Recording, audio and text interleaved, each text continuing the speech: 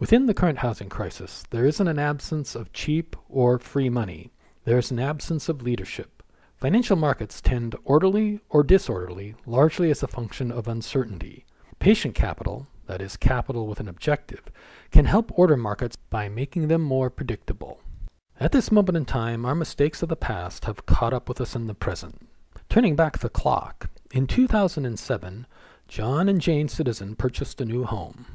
They used the then in vogue fashion of financing it with a first and second mortgage from two different institutions. More on that in a moment. John and Jane had a good combined income and found servicing both the first and second mortgages were within their capacity and within historical norms when we consider their total debt load. At the time they purchased the home, they had plenty of economic incentive and capacity to follow through on their obligations. Here we have laid out the original characteristics of John and Jane's purchase. A downloadable copy of this example and this paper are available under the Financial Solutions tab. John and Jane have played by the rules up till now. For 4 years, they've made all their payments on all outstanding debt in a timely manner. But now, with collapsing housing prices and a slower economy, the home is worth less than they owe on it. If they are able to find a short sale buyer, a complex transaction to push through these days, the current investors will lose about $23,000, a figure which wipes out the second lien holder, but exposes the first lien holder to the second's denial of a short sale that zeroes him out. In most cases these days, the two lien holders lean into each other, and the house is eventually repossessed and sold at auction, where investor losses could expand up to close to $65,000, simply because the current process makes them competitors rather than collaborators, and no amount of government encouragement will change this dynamic.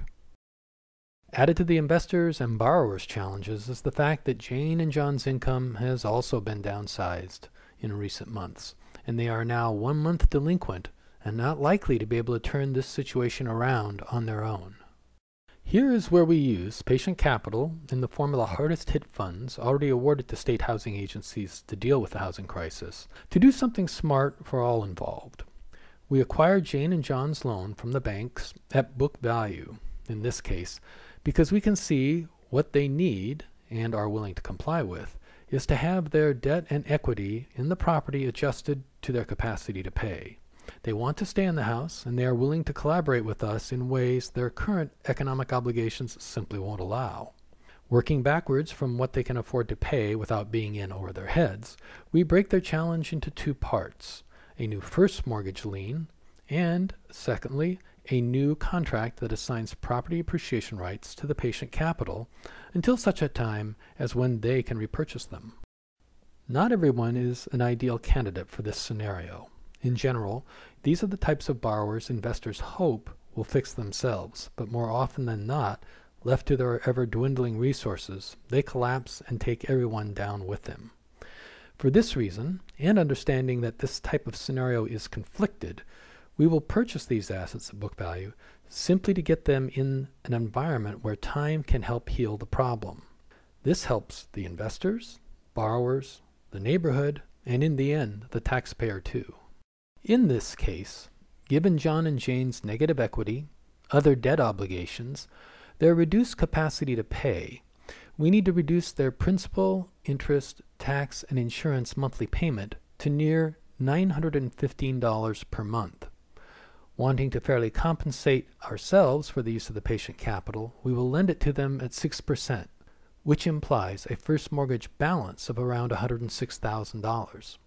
We will use this amount and $57,000 of patient capital to absorb the rest of the acquisition and restructuring costs.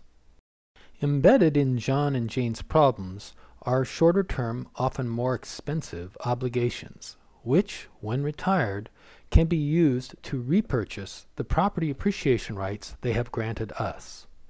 As part of our program, we require borrowers to repurchase the fund's appreciation rights at levels designated to yield the fund a 6% return. As the first mortgage performs, we will eventually sell it into the capital markets to recycle these funds or return them to the federal program and the taxpayer. Thus, taking a conflicted business arrangement, removing it from the conflicted parties at a nominal, if any, loss, more than likely a gain when loss reserves are adjusted, We've reduced the shadow inventory of loans that must be sold in a market where there are not many buyers, adding stability, shrinking supply, further benefiting asset pricing power. And we get the borrower back on their feet in about 6 years if property appreciates at 2% per annum once stabilized.